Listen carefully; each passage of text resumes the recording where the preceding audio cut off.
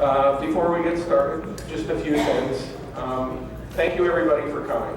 It's great to see such a large turnout. I want everybody to know in this room that we are here to listen.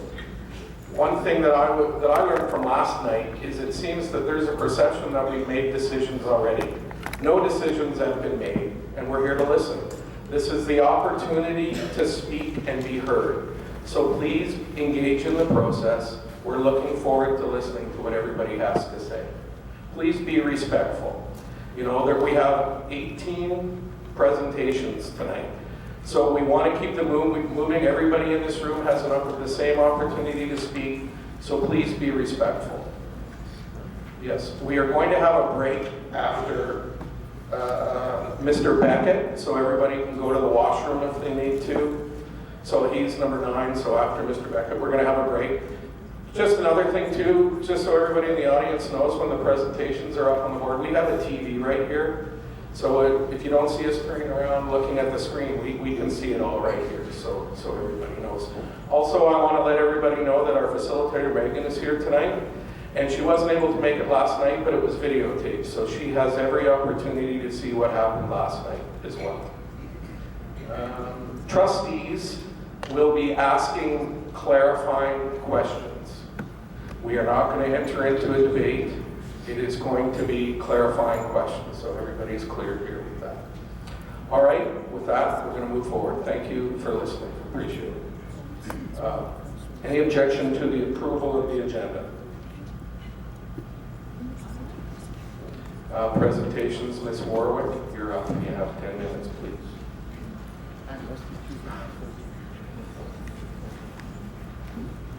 Also, just, Lori, so you know, I'll give you we used to have it, we had a different timer there last night, but they're using it next door at the City Council, so I'll give you a 1-minute warning when if you're ready. Okay, thank you. First, I'd like to thank the board for giving me the opportunity to present tonight on behalf of the NDSS PAC.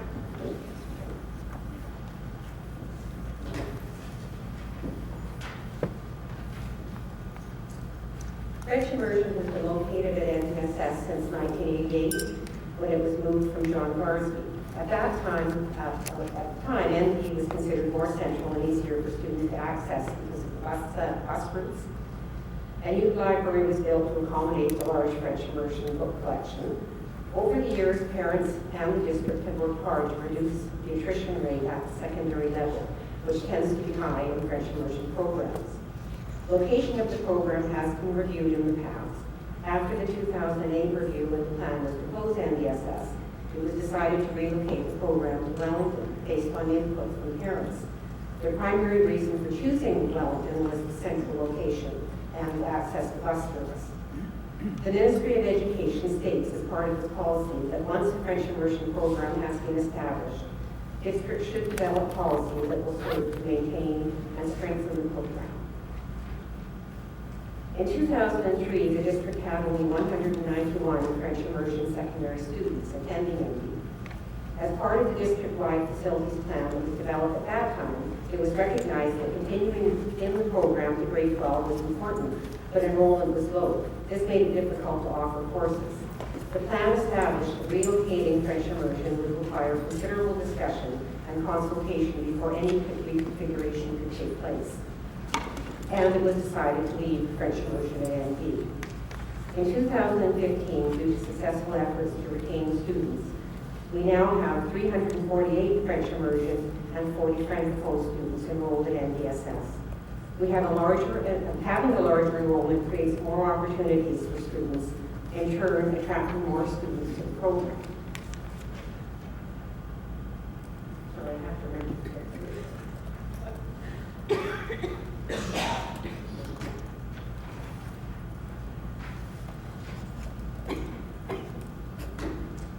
This chart shows the growth in French immersion from 2008 through to September 2015. With the exception of 2011, the program has been steadily growing at the secondary level. With increased spaces that have opened up at the elementary level, including late French immersion, the secondary program is expected to see even greater growth over the next few years.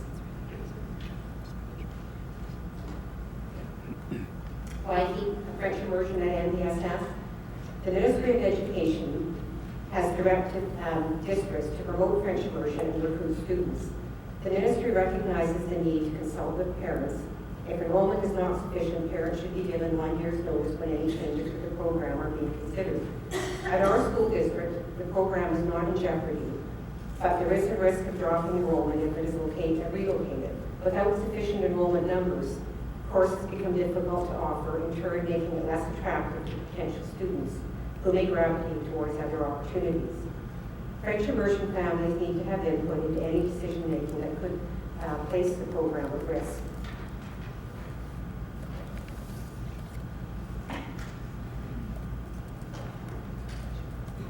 This chart shows the distribution of French immersion secondary students throughout the district.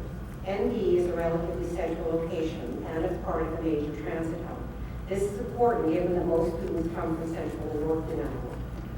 With discussions underway to add grade 8 and 9 French immersion at Ladysmith Secondary, would it make sense to locate the other French immersion spaces further south as well?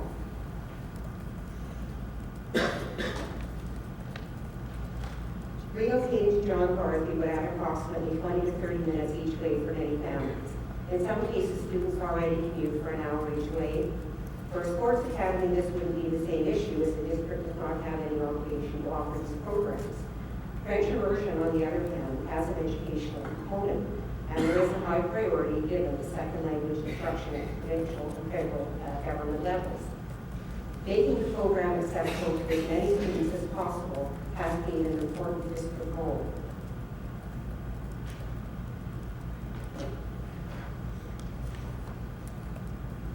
The program needs room to grow. A large and growing French immersion program may provide improved capital funding opportunities for a rebuilt high school that could accommodate all of the district programs.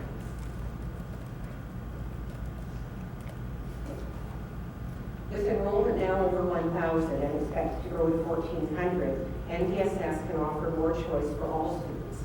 A large population is attractive to many students because it makes it possible to offer more academics and trades programs as well as a broad range of electives.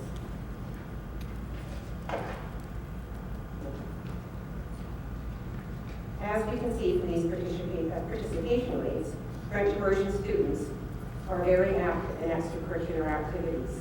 This has led to great success for all students in MD, and the parents are very active as well. It will be a great challenge to keep the path going without the French immersion parents.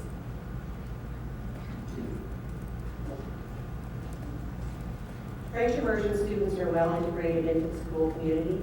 There's a very strong community connection and sense of pride. This takes years to build. Although other schools have been consolidated successfully, this is more difficult to accomplish when it's a dual-track school.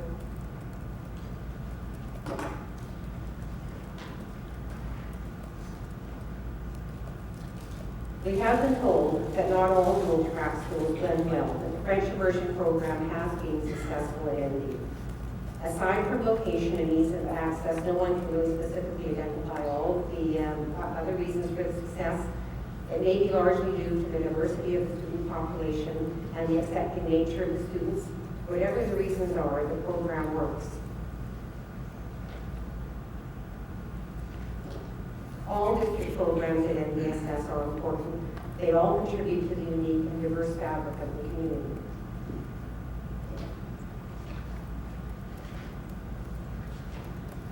What are the risks if the program is relocated? Not all students will move with the program. There will be higher attrition rates due to transportation. Many families are sitting on the fence now due to logistics for getting their children to ND. It would be less accessible to many families. There will be significant costs to set up and staff the program at a new location. The library will need to accommodate and grow the French immersion book collection. It may take years to rebuild the program, and it may never achieve the success it is seen today. Relocation, when it is not supported by parents, is not aligned with the ministry goals. So what are some next steps? Well, we can wait and see how district enrollment numbers settle out. There are a lot of unknowns right now. Enrollment at John Morsby may not see a significant decline for a couple of years. As ND grows, many students in the catchment area who are in close proximity to John Barsby, they opt to go there as out of catchment rather than to ND. And the reason for this is that John Barsby is a smaller school and it may work better for some students. Enrollment may adjust naturally between the two schools. And the district can consider other options for increasing enrollment at John Barsby, such as the sports academies or revisiting catchment boundaries. The French immersion and francophone programs need stability for continued growth and success. So thank you. Thank you, Lily.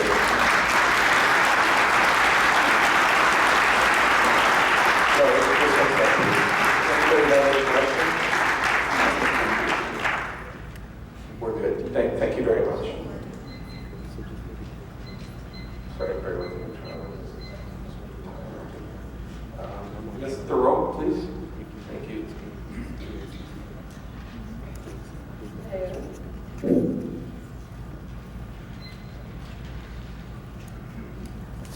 Good evening, trustees and fellow audience members. My name is Jennifer Terrio, and I'm speaking tonight on behalf of the parent community of Green Bay Elementary.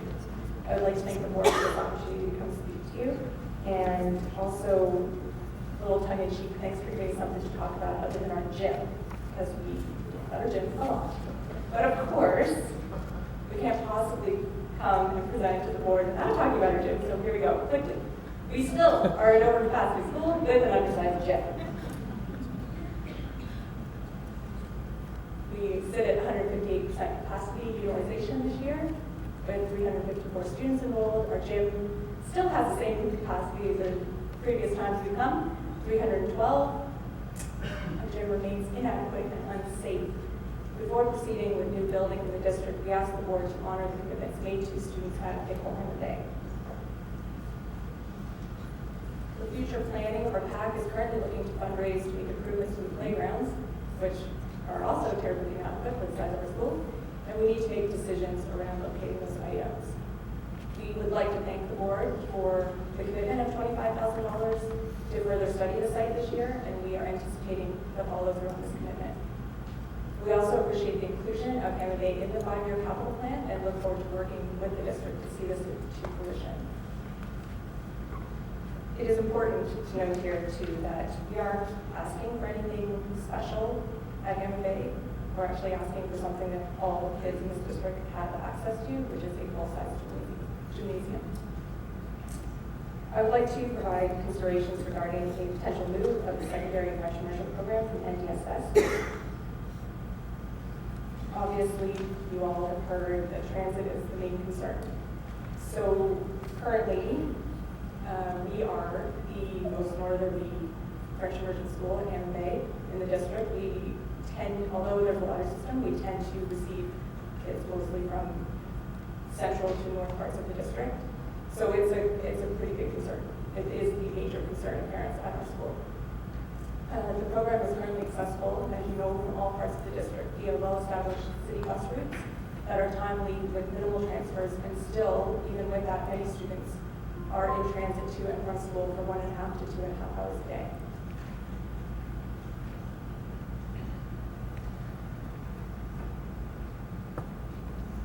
We are concerned that if the program moves to a place that is not as well accessed by public transit, there could be retention issues. And with that, that has the effect, potentially affecting staffing, and you are all aware that it is very difficult to attract qualified French immersion teachers. There's a concern that any attrition to the program might result in losing some of the fantastic teachers that we already have. Another point is the potential loss of funding should there be attrition from the program.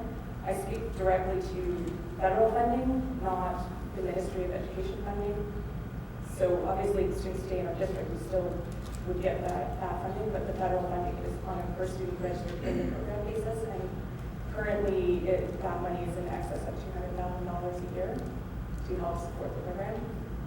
Another point that has come up is lost opportunities for French immersion students to participate in sports academies if those programs are not housed in the same location as French immersion program. Currently, with La Crosse Academy, some students are able to participate in the academy as well as continue on in the French registry. I just have a couple of suggestions here.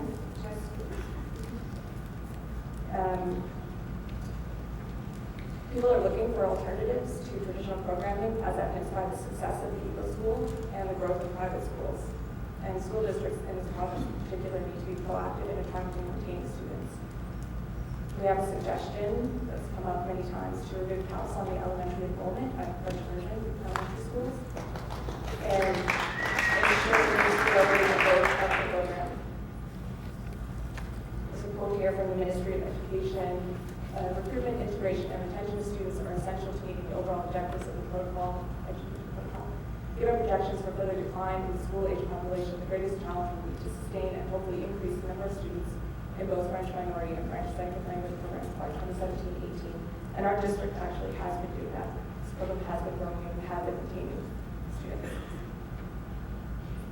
We've been told that there is room at ND to house the current programs, as well as any influx of students from a potential closure of Woodlands. With the potential closure of Woodlands, we could see ND sitting closer to the 9% capacity utilization that the district has indicated as a goal for all secondary students, secondary schools to ultimately reach.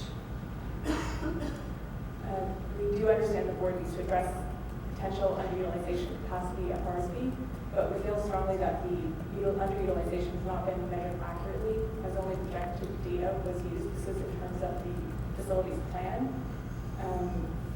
Recently, we received recent data that indicates the capacity utilization at John Barsby for the coming year would be in the 65 to 70% range. And while, of course, this is not anywhere near that ultimate goal, we do see that it is not as catastrophic as 46% that was originally projected. And with any changes at secondary level, as Lori mentioned, there will be some adjustment of enrollment throughout the district.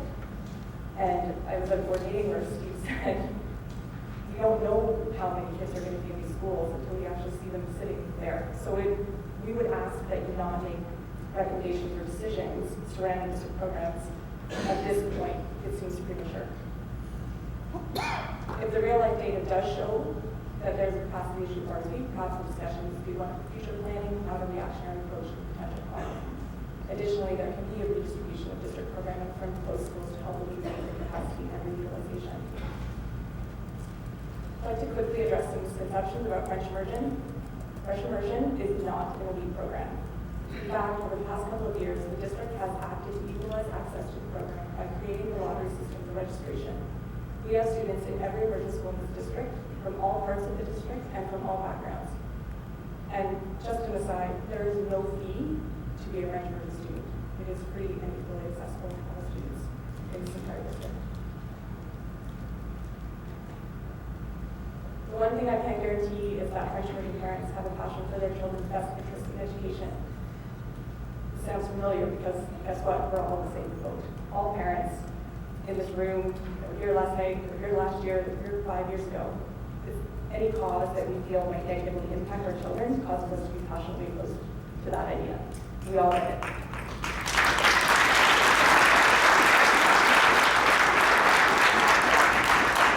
I'd also like to just quickly point out that the overwhelming majority of parents I've spoken with agree that this is not an issue of Barsby versus ND. It is an issue of the necessity of uprooting a well-established, successful program with adequate transportation options when there may be other solutions to the capacity issue.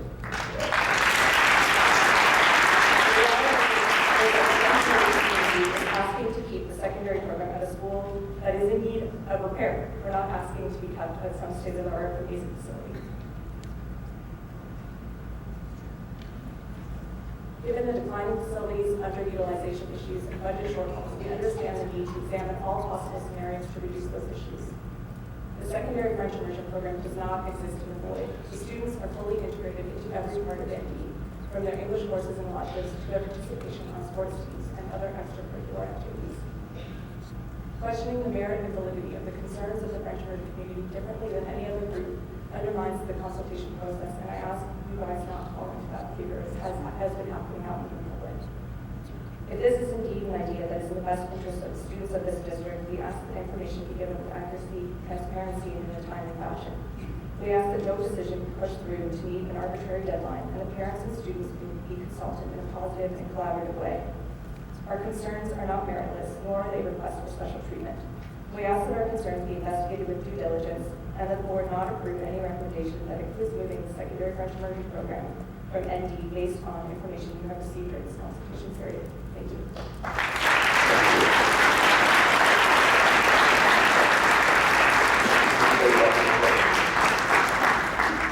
Thank you very much.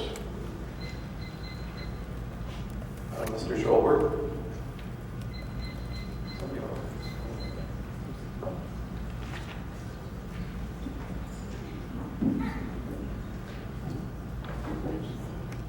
Thank you very much. Appreciate this opportunity for you to listen to us and for us to provide input. My name is Chris Schulberg, and I live at 525 Maple Street. My daughter graduated from the Woodlands Secondary School in 2014, and my son is currently in grade 8 at Woodlands. On behalf of the Woodlands Secondary PAC, I have been asked to make the following presentation. It is our hope that this presentation will clearly convey the perspective and depth of feeling that the community currently has with respect to the proposed Woodlands closure. Woodlands is a wonderful secondary school and is both an asset to the school district and an asset to the local community which surrounds it. As parents, we are very satisfied with the quality of education that our children receive. For us, the school is very much a social focal point in our community, helping to promote pride in the surrounding neighborhood and a sense of completeness in our community. We understand the funding dilemma faced by the school board and do not blame the board for the decisions it must make. In our opinion, the fiscal crisis that has been afflicting the district since 2002 is really a funding crisis and starts with our provincial government and its neoconservative fiscal policy. While the logic of deficit control is understandable, we do not feel that changes to the school district funding formula made in 2001 and the province's continuing fiscal restraint make a whole lot of sense when it results in the closure of valuable assets such as Woodlands. For us, the school is not a business. It is a public good whose overriding goal is to nurture and educate young people who will become productive citizens in our society. In our experience, Woodlands has and continues to achieve this goal. Closure of Woodlands will impact the community negatively, not only on an academic level, but also on a social and economic level. The only question is how deeply. In order to illustrate how deeply this closure will affect the community, we wanted to highlight a number of specific impacts Woodlands closure will have on the local neighborhoods surrounding the school. Number one, Woodlands Secondary is situated in the center of Nanaimo in the hospital area, a commercial and institutional node considered to have the highest residential density per block of neighborhood settlement in the city. Closing Woodlands would essentially concentrate district resources in north and south end secondary schools, leaving a huge geographic gap in central Nanaimo. In a community that has already absorbed the closure of Princess Anne Elementary and Dufferin Elementary, this would have devastating effects on educational access and social equity. Number two, closure of Woodlands will create an education desert by removing an essential community-based service from the local residential neighborhoods. Effectively, a large service gap over 6 kilometers wide as the crow flies will be created between NDSS and Wellington. In comparison, the current distance between the 5 existing secondary schools within the city of Nanaimo boundaries ranges between 1.55 and 3.72 kilometers. Generally speaking, these are fairly equitable and walkable separation distances. This equity and walkability will be thrown out of balance with the closure of Woodlands. Number three, the local community's cohesion and social fabric will be disrupted by Woodlands closure. A key community meeting space and social hub in central Nanaimo will be lost. It's been found over the past 2 decades that a majority of school closures across North America tend to be concentrated in older urban neighborhoods. Studies in the United States have compared the impact of this trend to the urban renewal initiatives of the 1960s, which effectively eroded, in some cases destroyed, the social fabric of inner city neighborhoods. Number four, Woodlands closure will reduce local land values and demographic mix. By removing the local secondary school, and the community will be less attractive to those looking to buy a property or place of business in the area. To illustrate this point, one study in 2008 by the National Association of Realtors noted that 27% of home buyers listed school quality and 21% listed proximity to schools as deciding factors in their home purchase. This will in turn also affect the local population diversity, reducing the neighborhood's vibrancy through lack of population renewal. Number 5, in general, the closure will run counter to the concept of a complete and sustainable community as encouraged in the City of Nanaimo's official community plan. Over time, concentration of growth will occur in the city's urban nodes and corridors. One of 5 key urban nodes is located around the hospital area and will encourage both institutional, commercial, and residential growth within the node, as well as growth in the residential areas around the node. This development policy will continue to heighten demand for school services in the central Nanaimo area. In addition to these 5 impacts, we also want to provide a number of specific observations relevant to Woodlands and the revised facilities renewal plan. Number 1, in 2006, plans for the renovation and expansion of Woodlands Secondary School were approved by the Ministry of Education with a commitment to release the approved capital funds pending the results of the district's facilities renewal plan. In upholding this recommendation put forward in the district's facility renewal plan, the Woodlands Division Committee of the time requested that the district recognize its earlier commitments to Woodlands and reallocate the $31.7 million originally committed for the expansion of Dover Bay Secondary and the expansion and renovation of Woodlands Secondary to rebuild a new secondary school at the Woodlands site that was intended to meet the educational needs of central Nanaimo. Unfortunately, this plan was changed with the election of a new school board, demonstrating that decisions affecting the renewal facilities plan over the years have not been immune from political intervention. Number 2, the decision to reopen Cedar Secondary has altered the facilities renewal plan and has significantly impacted the plan's equity. For example, the motion on this piece of the district-wide facility plan did not appear to consider an analysis of the financial impacts of reopening Cedar Secondary School, and in particular the immediate impacts on both Lady Smith Secondary and John Barsby, with respect to the course selection and variety, decrease in extracurricular activities, and loss of efficiencies, as well as costs related to reconverting Cedar Secondary from its proposed use as an elementary school back into a secondary school. Number 3, the community and educational values presented to keep Cedar Secondary open are equally applicable to Woodlands Secondary. Given the board's decision to reopen Cedar Secondary, we would assume a similar level of board support for keeping Woodlands open at this time.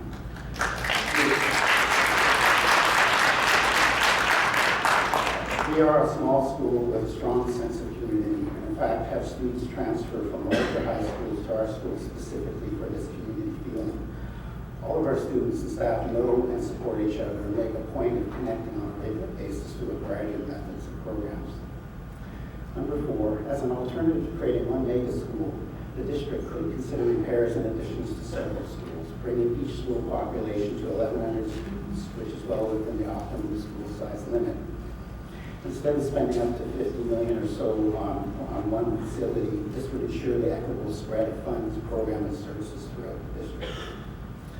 And number 5, finally, it's worth noting that as part of the previous facilities renewal plan, the board passed a motion on 2013, June 26, to postpone relocation of Woodlands students until a new facility was built at the MDSS site.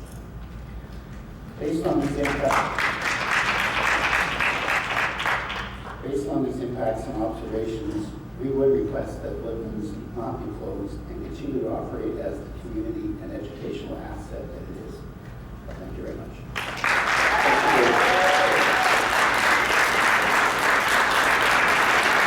Anybody have any questions? Thank you very much. Ms. Mullins?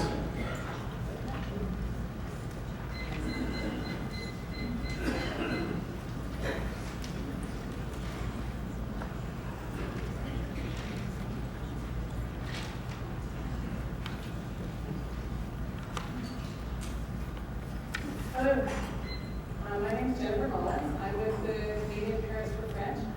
It's a group of a voluntary organization that started in the 1970s to promote French language education in schools. And it's a group that's been really instrumental in having French immersion elementary and French language education for French in schools.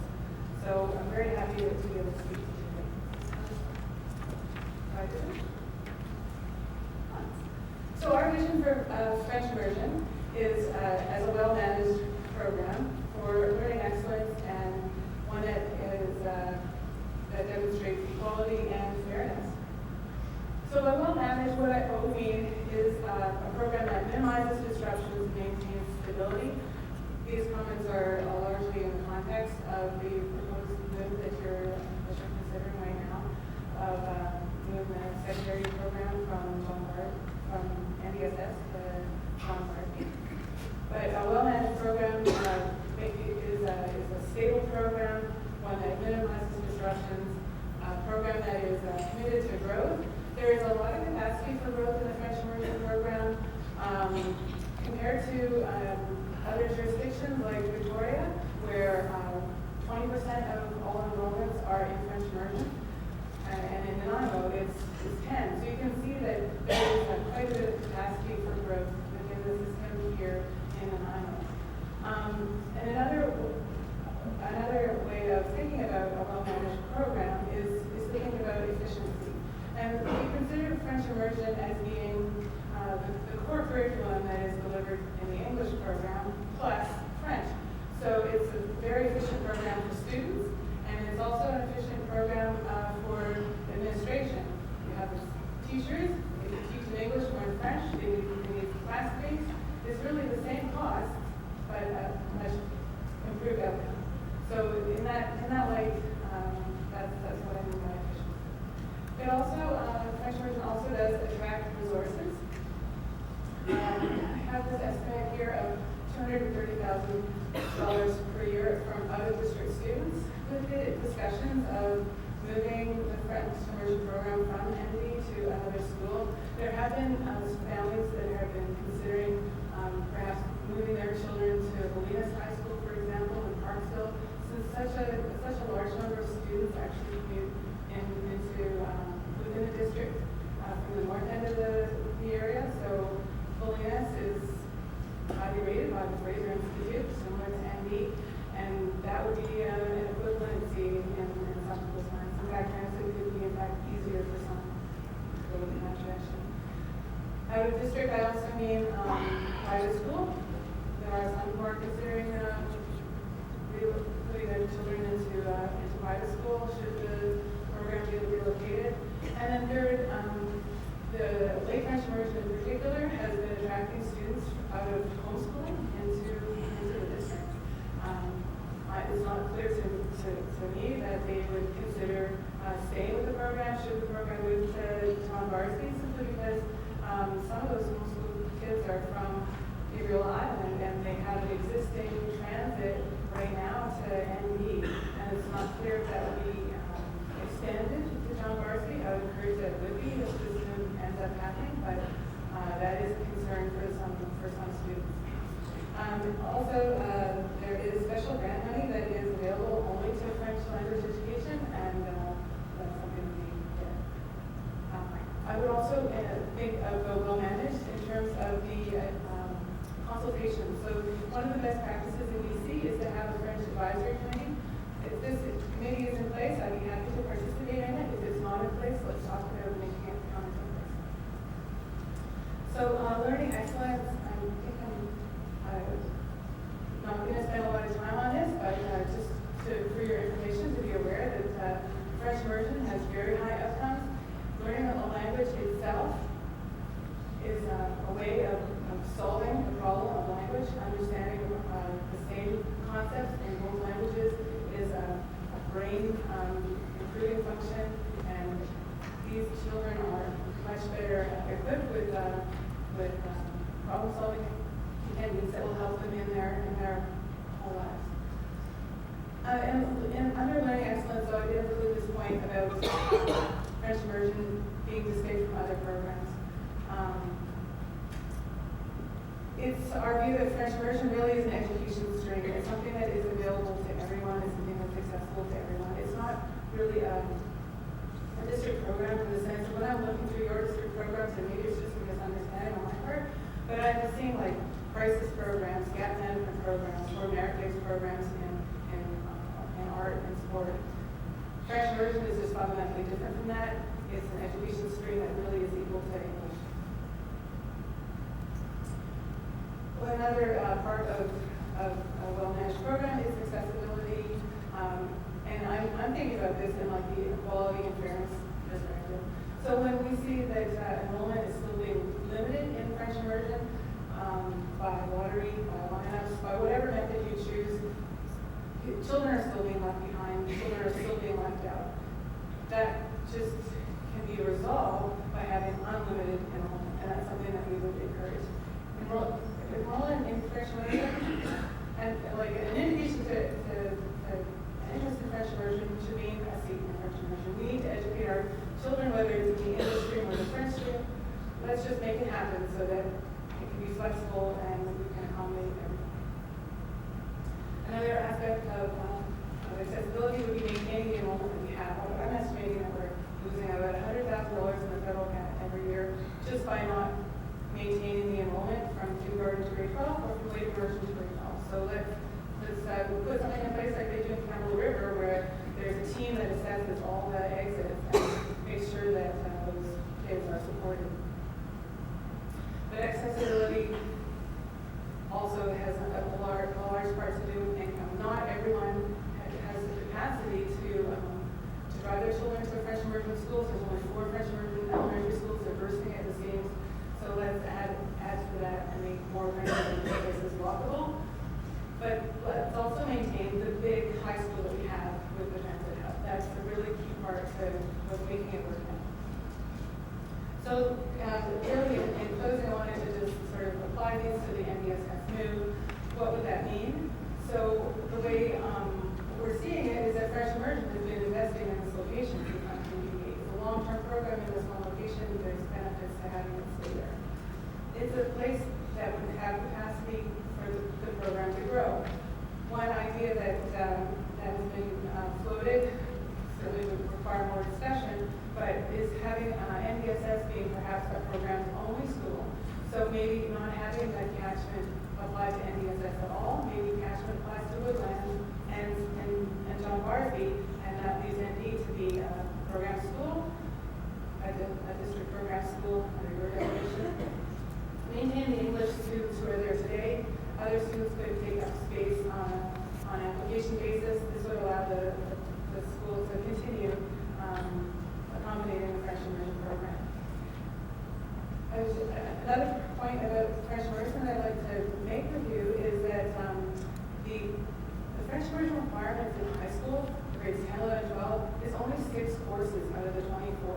It's very important for our students to have access to other programming, and they are very engaged in other programming. And that programming already exists at ND, which makes it even more compelling to stay in the location that it's in. And if you brought additional programming to that school, it would make it even more attractive. You've heard the issue of the bus access. I don't need to repeat that. But I really appreciate having your time today, and thank you very much. Thank you.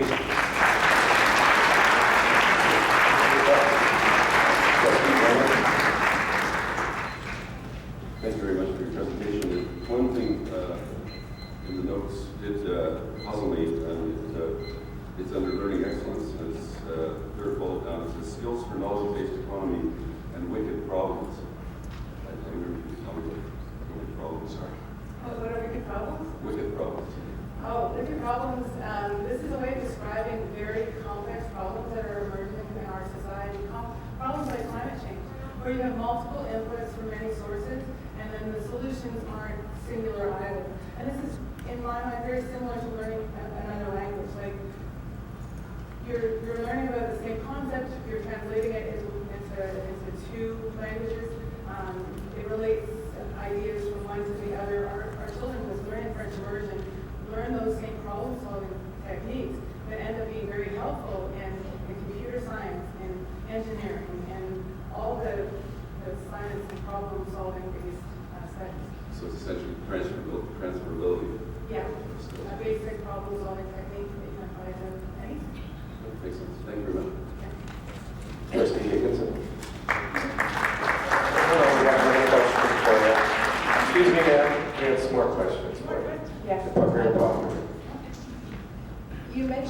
Thank you for your presentation. It's great.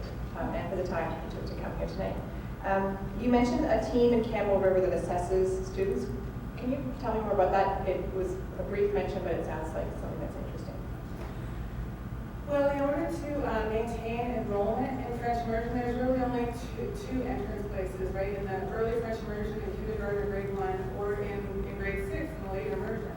So in Campbell River, what they're doing is when teachers or schools or parents or the student are suggesting that they're not sure if they're a fit in the program and maybe should get out, that they have the ability then to actually, the ability to meet with the team if you're a student or if you're a family, but required to meet with the team if you're the administration, the teacher, to make sure that the student is supported in all the ways possible, that the resources that are available to English students are also available to French students, because all students will succeed in French immersion if the supports are available.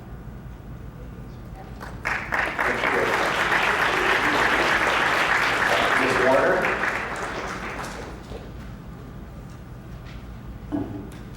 Hello.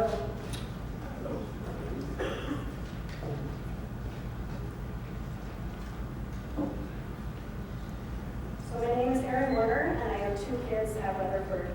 Your proposal has me going to Endure, which is a short walking distance, but is currently over capacity. I graduated from VIU in 2002, and I'm so excited to be doing my presentation in front of one of my university professors tonight. I have been on the audit team for many government organizations in Nanaimo, including the city, library, and yours truly, School District 68. I now have my own accounting practice and am a financial analyst at Island Health. So one of the questions that came up last night was on population. I graduated high school in 1998, and my generation has taken to higher education, travel, and life experience before settling into family life. And I absolutely knew that the statistics would support my belief that that trend caused a decline in birth rates, which are now just starting to hit the high school, or hit the schools. So 34% of mothers had their children when they were between the ages of 30 and 34. And the women population for Nanaimo of this age group has grown 27% since 2006. And it is expected to grow by another 29% by 2024. The children aged 0 to 3 in Nanaimo has grown 11% since 2006, and it's expected to grow another 17% by 2024. These kids are just entering the school system, and we will decide whether it's private or public school. And just to show you what elementary level will look like in School District 68 with the closure of 2 elementary schools, I've done up a graph. It's not part of my presentation, but you can still have a look at it. And I'm just going to get into my presentation, because that wasn't part of it. So as an accountant, I'll be the first to tell you that you can't spend money that we do not have. But this does not appear to be the issue. I have provided a graph that shows several years where we have budgeted operating deficits. The red line is the break-even point. The green is what we have budgeted, and that's below the line. And the blue line is at the top is where we actually ended up. The school district has a history of budgeting for operating deficits. However, we have only had 1 operating deficit in the last 9 years, despite budgeting for a deficit almost every year. The greatest difference was in 2014 when we did $5.7 million better than budget. You may be wondering why I only went back 9 years. Well, I got to 2010, and since we were pretty close to budget back then, I got curious about the years before. So anyway, since 2007, we have budgeted for a total of $7 million in operating deficits, but we have had a total surpluses of $13 million. We have made it through the tough years of declining enrollment, and now is the time to use these surpluses to balance the operating budget if actually needed.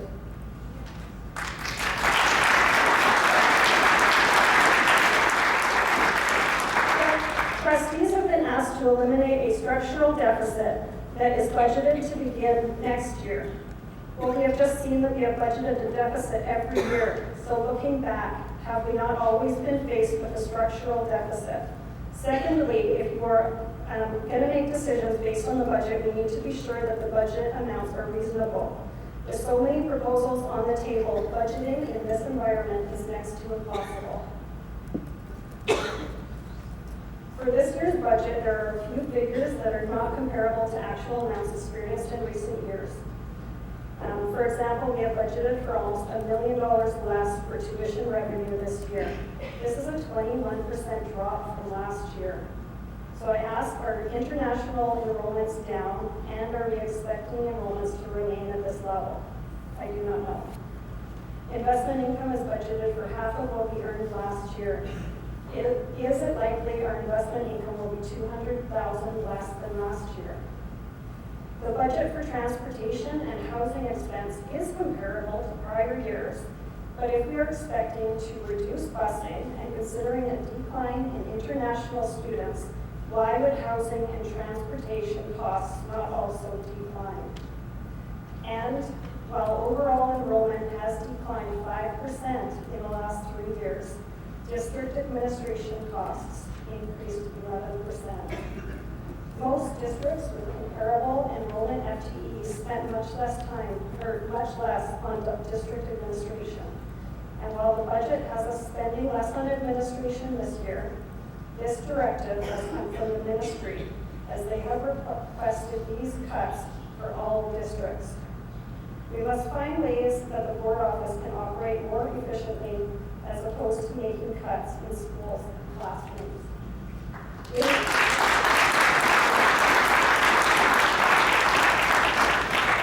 We need to inquire how other districts are operating so we can improve administration inefficiencies.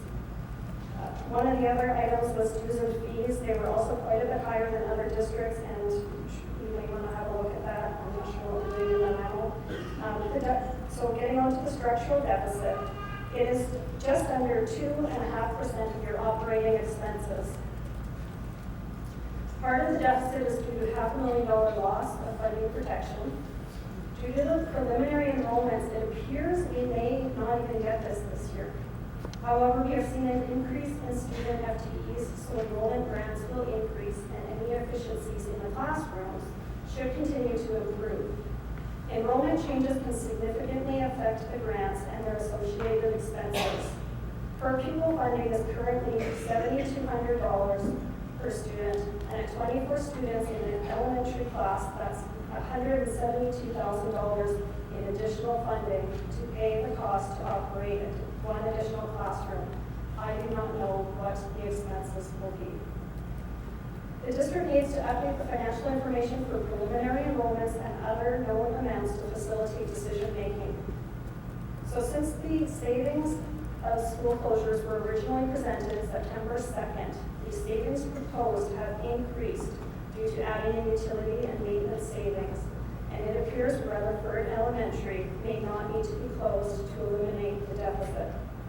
Many questions still remain on the savings of closing Rutherford, and my buddy Matt will be discussing this shortly. But the proposed annual savings from closing Rutherford represent 0.5% of your operating expenses. Are the disruptions and instability of closing this school worth saving only 0.5%? I recommend the school district revisit the rebuild of Rutherford as recommended in Doug Player's unbiased report. This idea from 2 years ago is not outdated. If rebuilt, utility and maintenance costs would improve, and the $2 million for Rutherford's future capital costs would be eliminated. We would also have enough capacity to accommodate the expected increase in elementary enrollment in the area.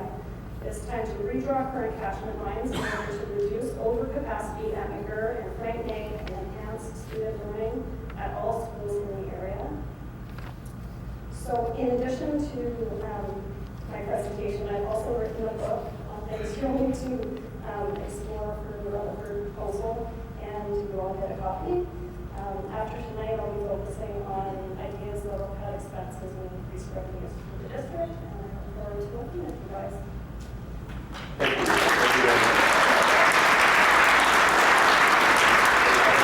Thank you.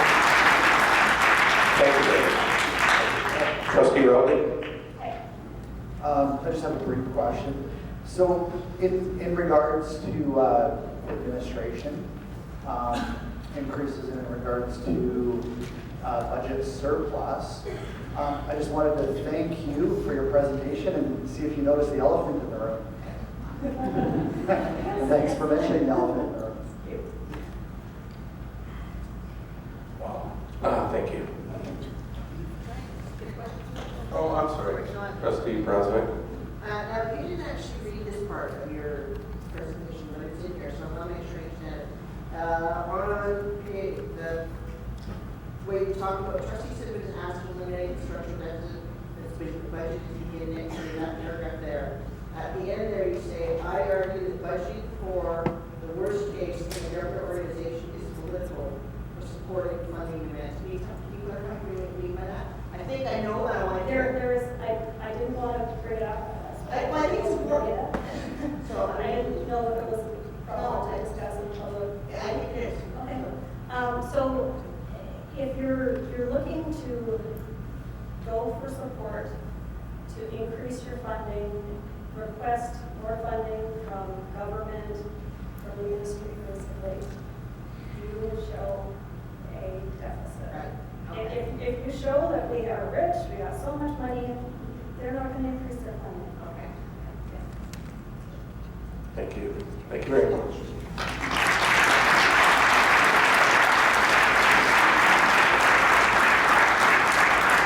Ms. Bradley.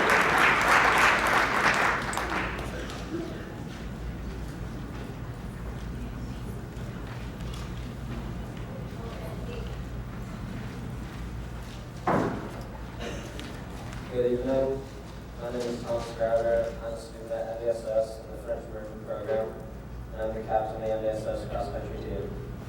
I'm here with members of my cross-country team and the manager of our team, my mom, Kathy Grabber. We'd like to explain to you what NDSS is to us. Thank you, everyone. At the end of this presentation, because I want to make sure that I get through it, I wanted an opportunity for the students to introduce themselves. This is a big thing.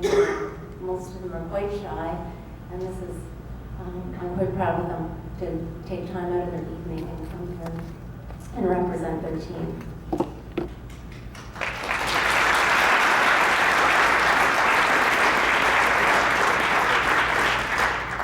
NDSS, what it is to us.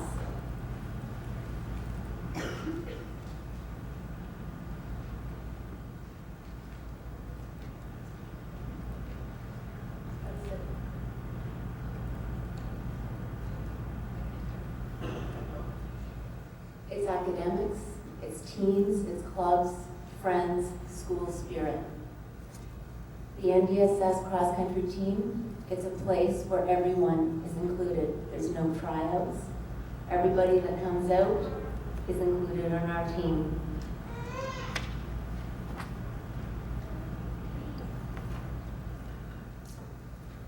Our team is composed of over 50% French immersion and Francophone students. A number of those students are our team leaders.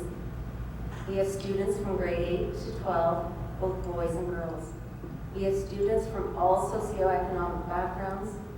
Through community support, we fund our athletes who cannot afford the shoes and spikes to participate, and NDSS supports students who cannot afford the athletic fees.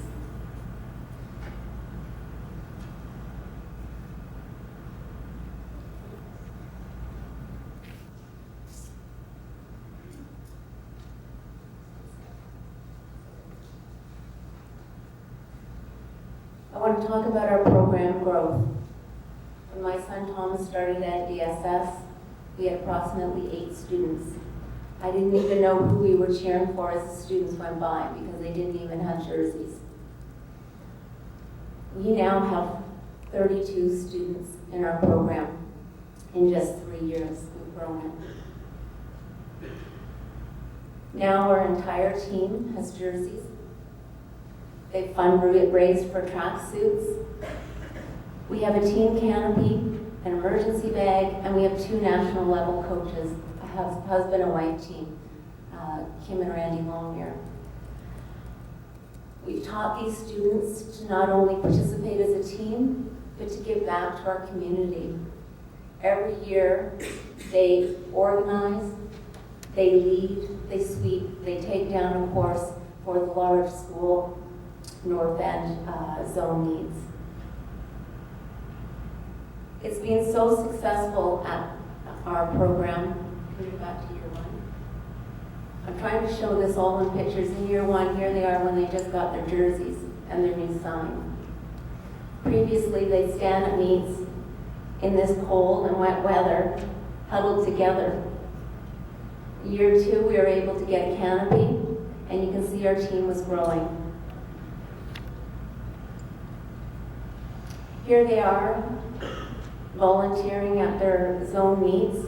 They are so successful at volunteering at these meets that this year we organized 2 meets. We did the South End large schools and the North End. These kids helped over 1,000 students run on that day and find success. They're supporting kids that maybe would be inactive, that have learning difficulties, and they're there cheering alongside them.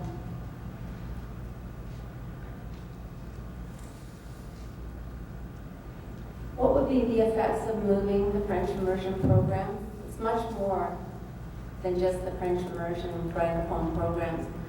You potentially break up a team like this when they decide as families and students to choose different options. We go back to where we were 3 years ago, low numbers, an inability to compete at divisions as a team. Low numbers could end up us losing our coaches. It's pretty hard to go back and start again. This season is the culmination of 3 years of hard work, dedication, and team building. These kids have been taught to support each other, and they have improved school spirit. Here they are doing their high fives. This happens at every practice, every race. They support each other not even just in practices and at races, but they're supporting each other in academics. Their routine is to meet in the cafeteria, help each other with academics. Some of the students that are having challenges, the older students are offering peer tutoring. Most of those are French immersion and francophone students. Together, we're building confidence in these kids. And we're achieving success for all. These are 23 students this year that went to Islands. Every single one of them has qualified for provincials. These students will compete this Saturday at Jericho Park.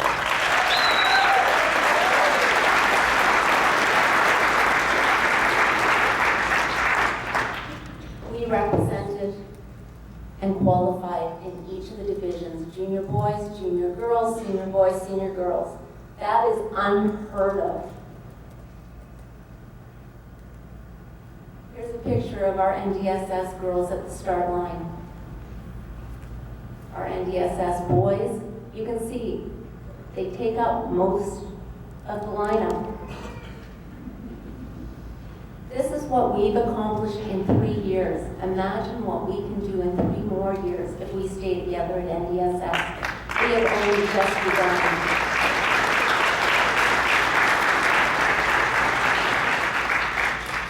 So I'd like just an opportunity for each of these kids to introduce themselves. I'm very complimenting. I'm in the English program. I'm Emma Rainbow, and I'm in the French immersion program. I'm Yosef, and I'm in the Learn Home and English program. I'm Jacob Bassett, and I'm from the English program. I'm Owen Branstetter, and I'm in the English program. My name is Ian Robert, and I'm in the French immersion program. My name is Marina Anderson, and I'm in the French immersion program. My name is Ruben Schuler, and I'm in the French immersion program.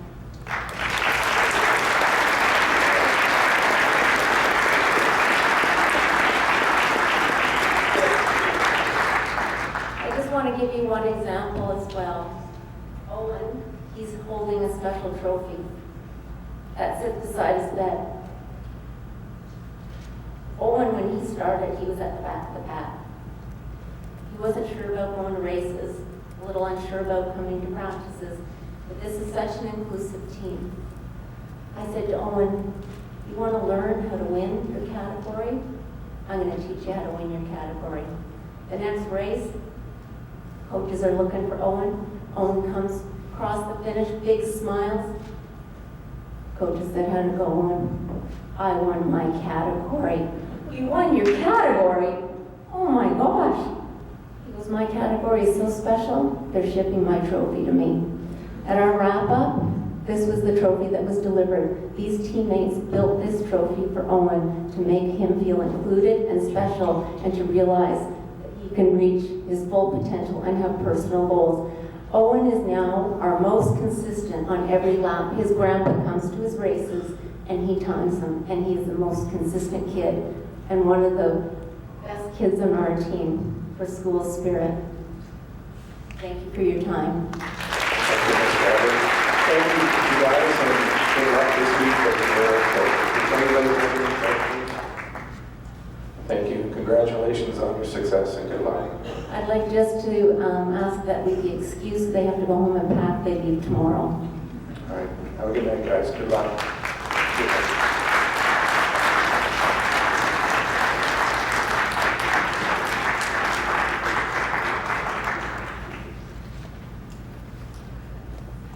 Ms. Seymour?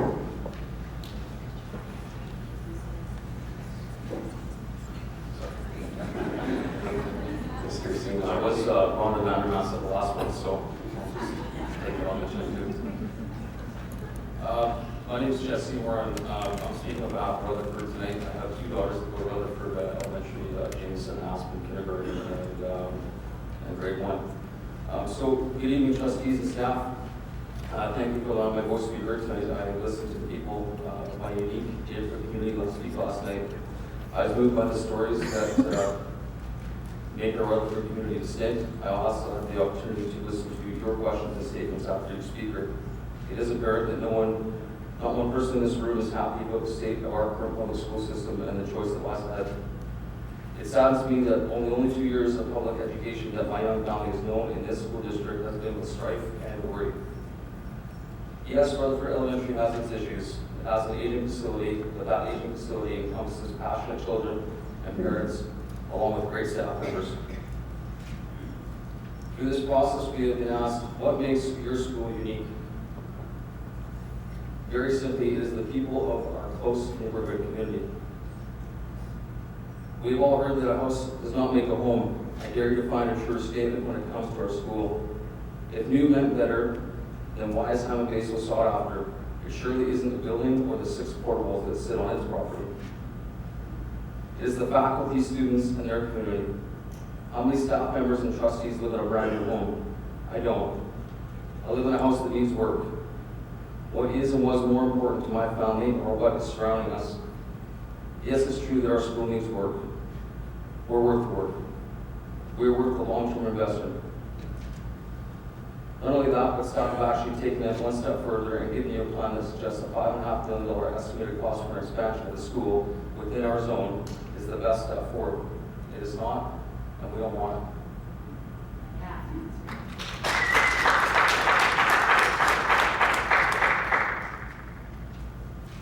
Mr. Sullivan, you spoke last night, and you asked the speaker, do you consider Dover Bay part of your community? And they answered yes.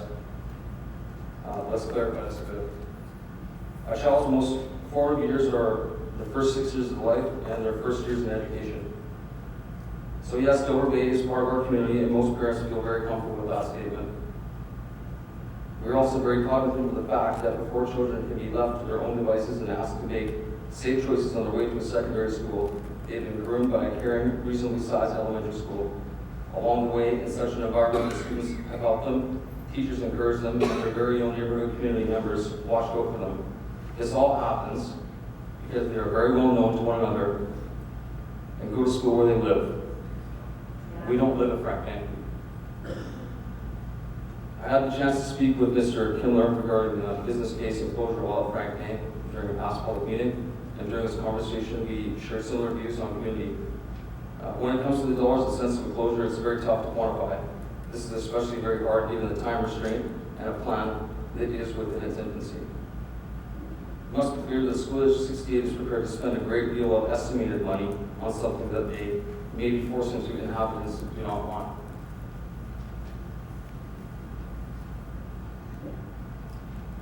The conversation about a rebuild has not even been tabled. There's not even the simplest list of pros and cons or a list of probable costs associated with the new school on the Rutherford site. We don't want a new school, but if staff and trustees believe that this facility is past its prime, then why not build here, where the public, your clients, want the school built? Ms. Higginson, it's unfortunate that given the nature of being time-barred and being under the gun in a consultation process has facilitated a large degree of animosity between trustees, staff, and public. Wouldn't it be grand if we were able to look at a facilities plan without this pressure? Would decisions be more prudent? I think so. You kept on asking for ideas from presenters or options. Take our school out of the consultation process, engage our unique neighborhood community, and the possibilities are endless. If closing schools in this district were the answer to our problems, then why are we reopening Cedar shortly after its closing?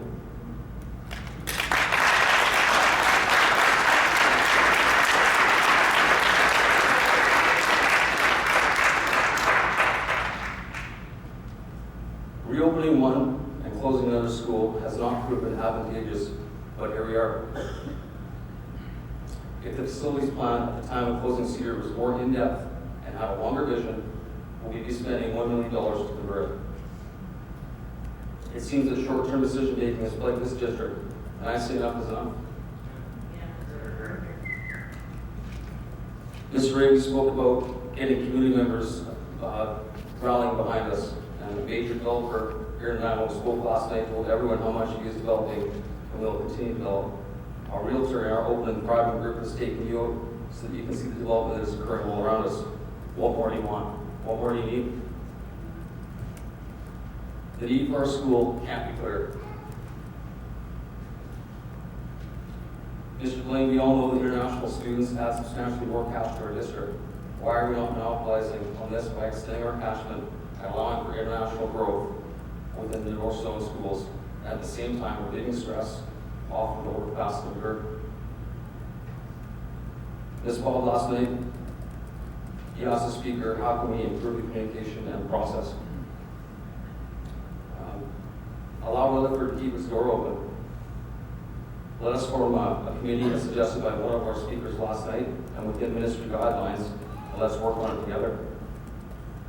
Inclusion is a topic that you'd be able to lend a great deal of insight into based on your background. I would say that being involved earlier in the process, having a long-term solid understanding and representation from all zones equally could accomplish just this very topic. On October 8th, at Rutherford, I asked a question regarding construction costs. This one in particular still remains unanswered as far as I'm concerned. And I asked who has estimated the construction cost of $5.5 million, and based upon precedent, how accurate have they been with their estimating? And the response is still on the page. The district contracted James Bush and Associates professional quantity surveyors to determine the construction cost for Frank May addition, background info, expertise, past clients, and contact information can be found. So at this time, I'd just like to give the Director of Planning and Operations the opportunity to answer that question here fully tonight. And that's you, Mr. Siegel. So the question is, Excuse me, sir. This isn't a question and answer. It's an opportunity for you to make a presentation. Thank you. Okay, well, I'll just ask it. You don't have to answer that rhetorically. How accurate have the estimates from James Bush and Associates been in the past on projects and within our school district in particular? Before the trustees vote on Rutherford's fate, can you please provide documentation to support your answers from tonight? I was hoping you could answer, but unfortunately that's not the case. So, rebuild versus expansion. Of the 7 engineering firms that I found in Appendix A from the fiscal year ending June 2014, the financial statement totaling nearly $1.8 million, I don't see one mention of JVA. It would seem that School District 68 has not even used them during the 2013-2014 fiscal years. This also tells me that you did not ask them to supply costs on rebuilding Rutherford.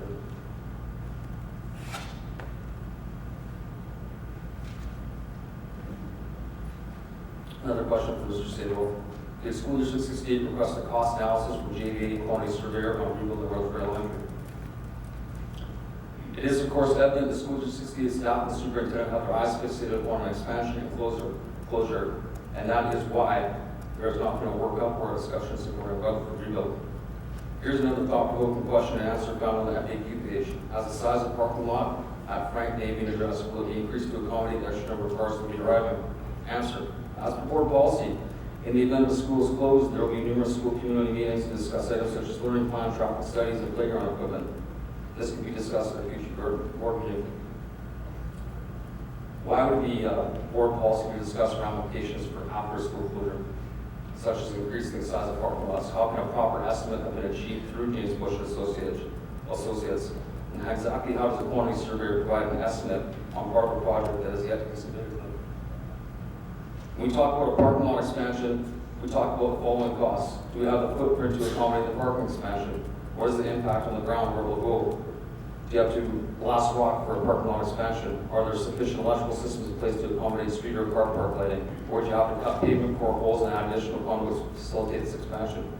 If this were the case, you'd be looking at additional costs of cutting the blacktop, accessing the electrical room involved.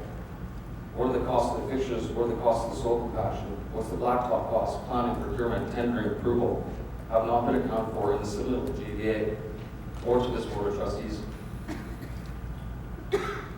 You know, it's interesting, you can stand at the building site of a future Rutherford Elementary and see possibilities. 2 beautiful fields, blacktop for hockey, fantastic playground, old growth cedars. I'm just about done. This site is open and safe. A person can see exactly what Dr. Claire was talking about. It surely does not take a geophysicist or a well-seasoned professional tradesperson.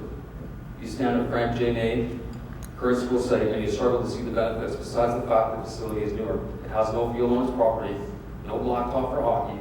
It has a nice playground, but has no trees. Actually, it does have trees that run up and down Holy Creek on the city of Nanaimo's property. They create a cool sound-bearing stream that can't be touched due to a covenant and setback.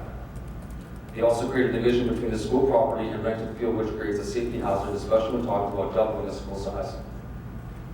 What truly makes the site at Rutherford unique is that no land space issues, the ability to accommodate almost any type of footprint or a repurposed or new school. Dr. Claire spoke on a rebuild of Rutherford in 2017, and I quote, "Rutherford is an outstanding school site, but the school has been created through a series of additions. There is room on this site to rebuild while the current building remains in operation." Where is this cost estimate? Where is this discussion? Keep large expenditures off the dockets at Rutherford for the next few years. Get proper estimates. Increase international population and the public excited about public education by building a new Rutherford with the monies not being spent at Frank Ney. Thank you. Thank you.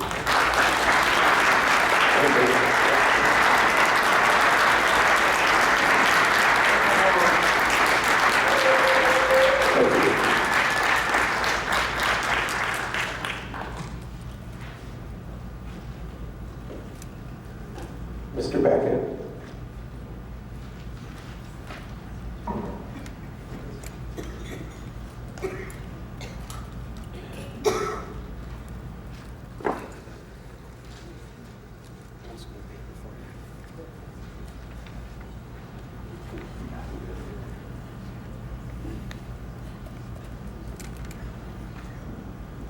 Hi, everyone.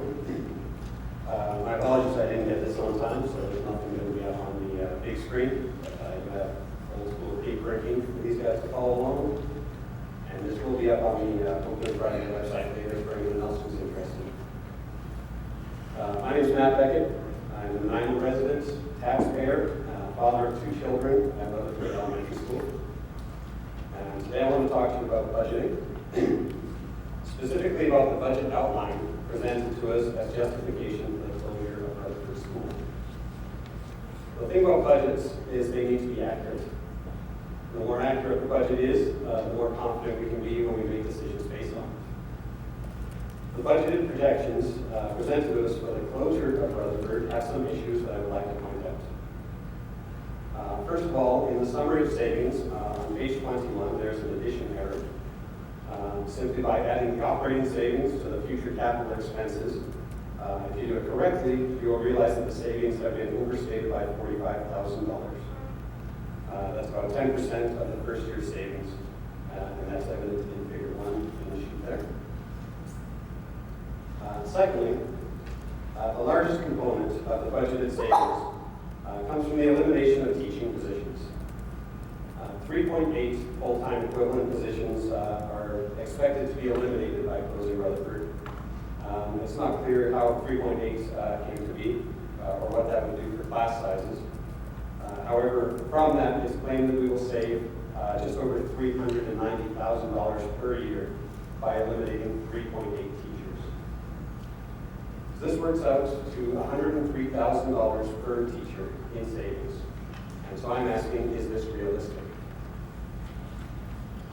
My accounting consultant has informed me that 26% is an appropriate number to take into consideration benefits and associated employment costs. So working backwards from $103,000, taking this into consideration, it brings us to a salary of $84,000 that we are expecting to eliminate per teaching position.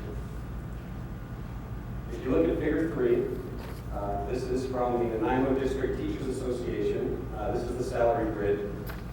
It shows us that the teacher salary range starts at $44,500 and it caps out at $84,000.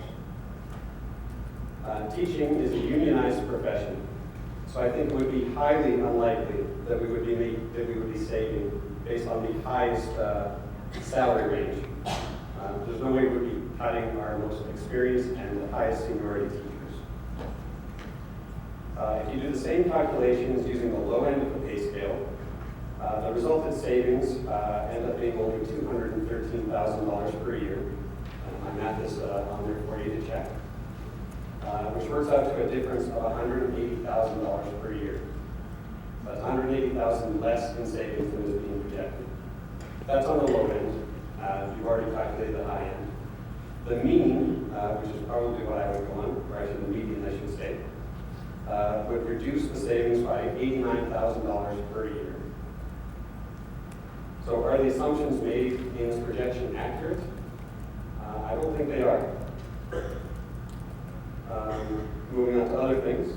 The maintenance savings for Rutherford is the next item used to determine ongoing savings. It's based on prior year expenses. Some of the items listed in the report include electrical upgrades, a left-hand turn lane, paving, and specialty renovations. These are one-time costs. Now, these aren't ongoing expenditures, and as such, they can't be considered as ongoing savings. Savings need to be based exclusively on future costs. The proposed plan rests on the ability to move students to other schools, with the addition of Frank May for an additional capacity of 200. As the building size and occupancy increases, so too will the utility and maintenance costs. The district stated that this is difficult to calculate. However, I would say it's better to calculate and budget for something than to just ignore it. Extrapolating existing utilities and maintenance based on the student number or square footage of Frank May seems like a reasonable approach, and I've done this for you.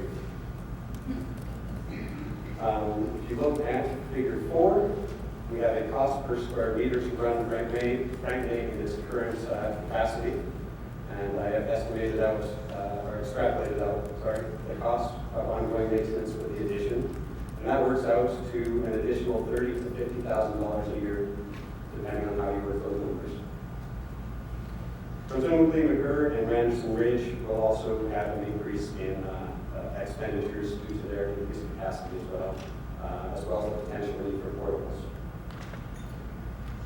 Also, with the closure of Rutherford, there will be a cost associated with moving the life skills program, renovating their new location, the administrative cost of closing everything, as well as the physical cost of relocating assets. All of these are expenses that offset potential savings, but they appear to be unaccounted for in any of the literature we've been given. Finally, this whole plan is predicated on the assumed investment of $5.5 million into the expansion of Frank May. When I see an investment, I want to see a return on that investment. But the budget is stated is to be believed, and I believe I have shown that it probably can be. But if it is, then closing Rutherford would save about $500,000 per year. Taking into account the $2 million future expenditures, this brings our break-even point to 6.5 years in the future. So $5.5 million would get us 6.5 years to the break-even point. 6.5 years from now, we're going to be exceeding that capacity again. What are we going to do? That doesn't seem like a return on investment to me. We're spending $5.5 million to reduce capacity and run into this problem in just a few years. In conclusion, the budgetary outline presented for the closure of Rutherford School is based on some extremely best-case scenario numbers, combined with the omission of some foreseeable costs. I respectfully ask that the trustees confirm the ministry funding is in place before any more time or money is spent on this, and look at the numbers involved in this plan critically. Pressure the district for sources and reliable data, and make sure that the decisions you are making is based on accurate information. Thank you.